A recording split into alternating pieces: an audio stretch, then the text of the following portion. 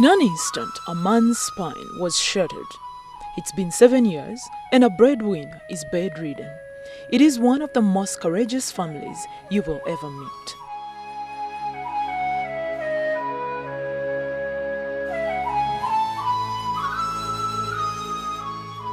Hello, this is Life Stories. My name is Justine, your host.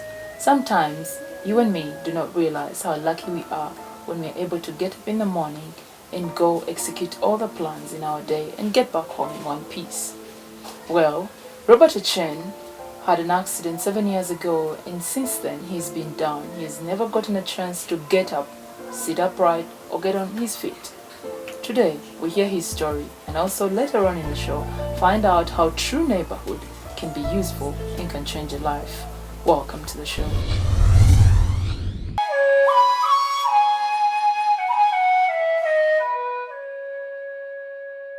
It was September 6th, the year 2006, when Robert and a few other friends were traveling to northern Uganda. Robert had business appointments and hoping to go back home with good news as regards his finances. A trailer truck did not let him. It sent him to bed, where he has been bound for 7 years.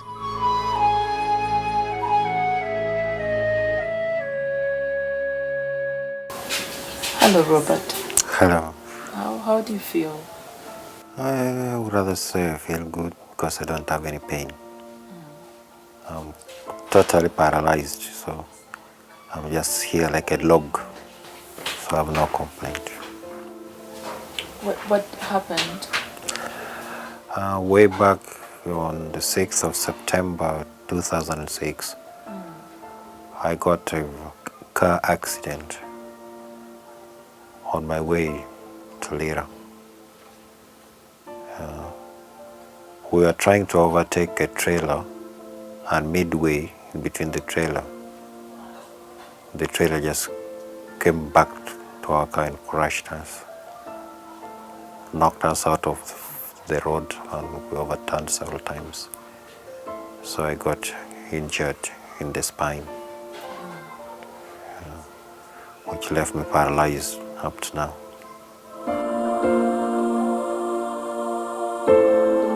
Robert has been through the unthinkable after losing his spine in a horrific car accident. He has been lying on a bed for 7 years, his body thinning away, and his mind lost in the most honest aloneness. Where I got the accident, we were about 10 miles to Lira town. I was rushed to some clinic there. From that clinic, I was referred to another private hospital. Then it is from that private hospital that they discovered I had a very bad spinal injury, which I needed to be brought to Mulago for further management and treatment. And 5 days in that hospital, private hospital in Lira. Then I was brought to Mulago, where I spent 6 months in the hospital. After they did some surgery to try to align the bones which were dislocated and grafted the ones which were fractured. And that's what they did. Oh, that was very unfortunate. I'm so sorry about that. So, how have you been? It's been a long time. How has your life been?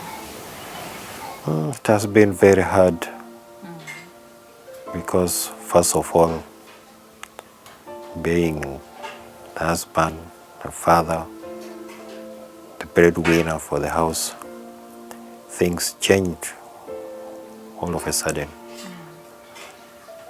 I can't do anything on my own. I cannot feed on my own. They have to feed me. I cannot turn. Even now, as I'm lying like this, when I get tired, somebody has to turn me. So that is the hard part of it. I miss friends. I used to travel, now I cannot. I'm indoors much of the time. Very lonely. Because at times I'm alone in the house. Everybody has gone out. Children have gone to school. My wife has gone for her work. So life generally is not easy.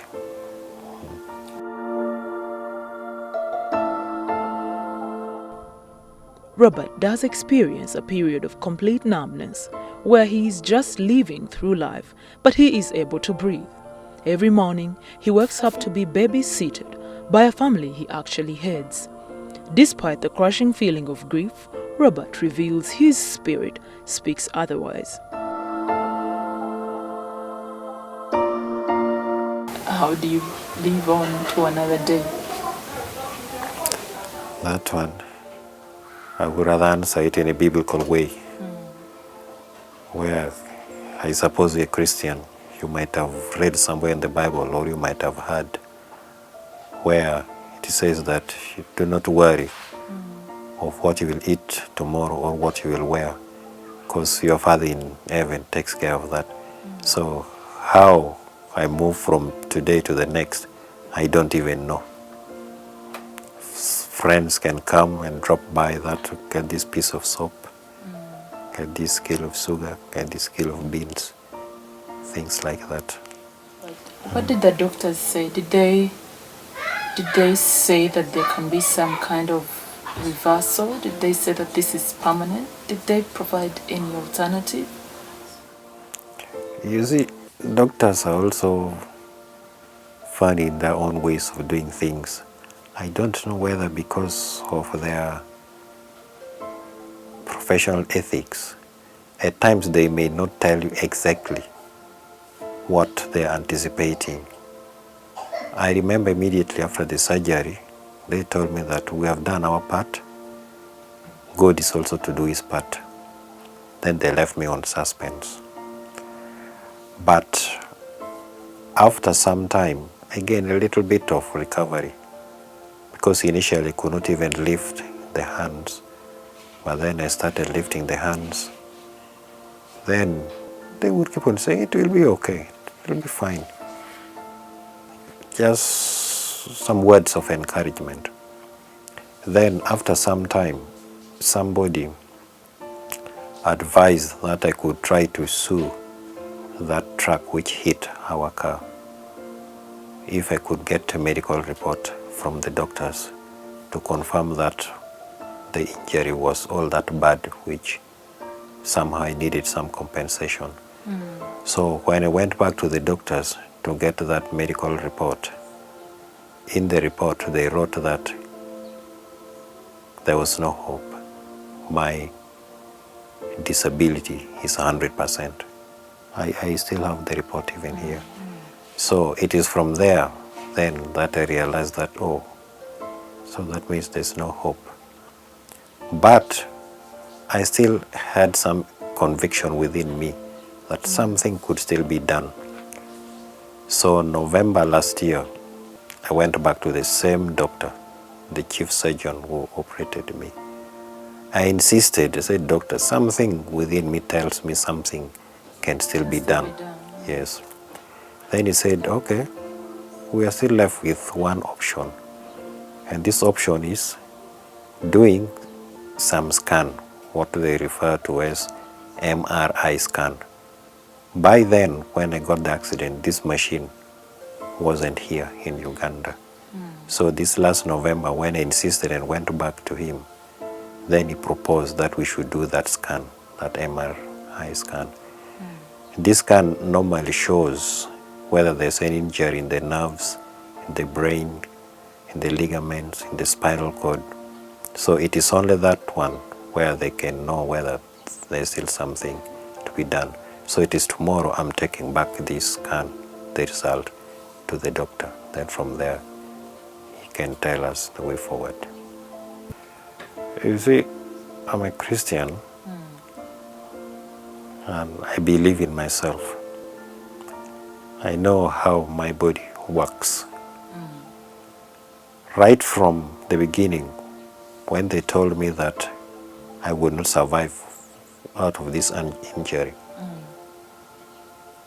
I just smiled, because within me I knew I could survive, because if I could get out of that accident and I could spend some time, I knew I could still survive. How many people were in the car when you got the accident? We were 4 adults and 3 children. And how many survived? All of us survived. Only that I'm the one who got badly injured.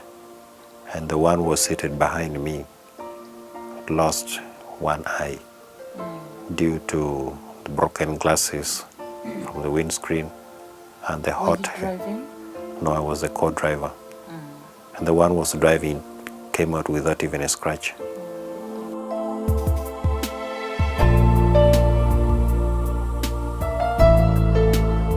This is Robert. He broke his backbone in a terrible accident 7 years ago.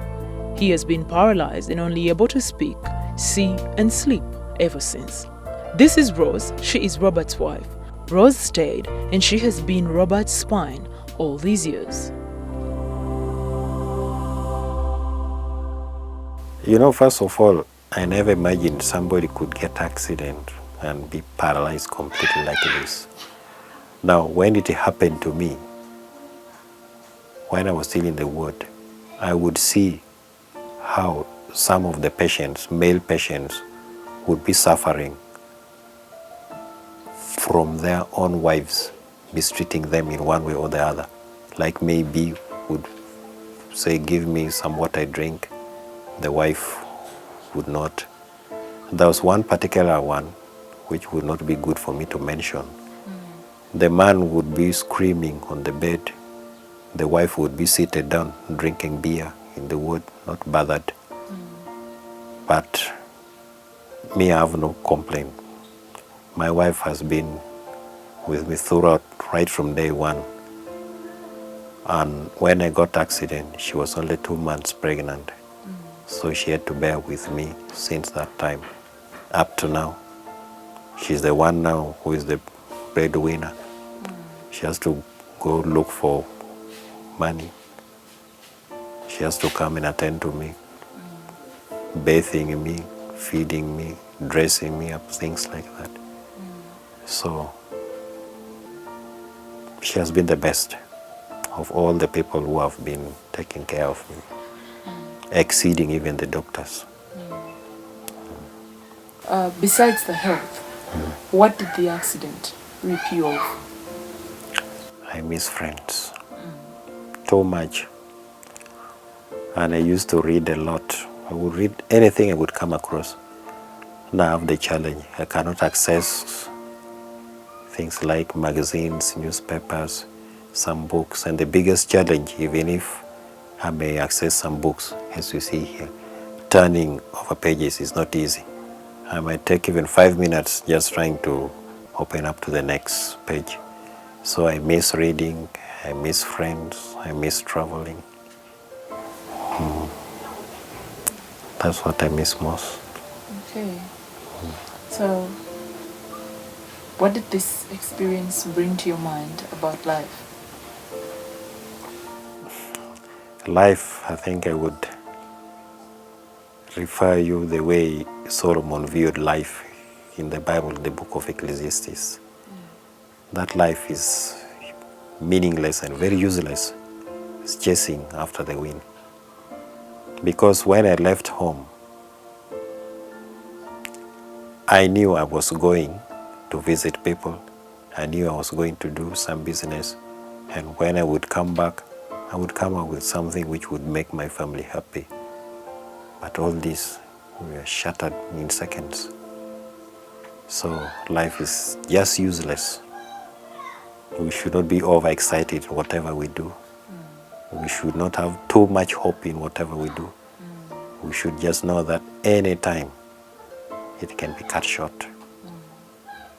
I used to be energetic doing my own things, but now there's nothing I can do on my own. I cannot turn myself over from the bed when I'm tired. When I'm hungry, I cannot eat until somebody comes and feeds me. So life is useless. Help you. If somebody wants to come around and help Robert, what can they do? There are mainly only two things which can make a human being think is worth being on this earth. One, when you are healthy.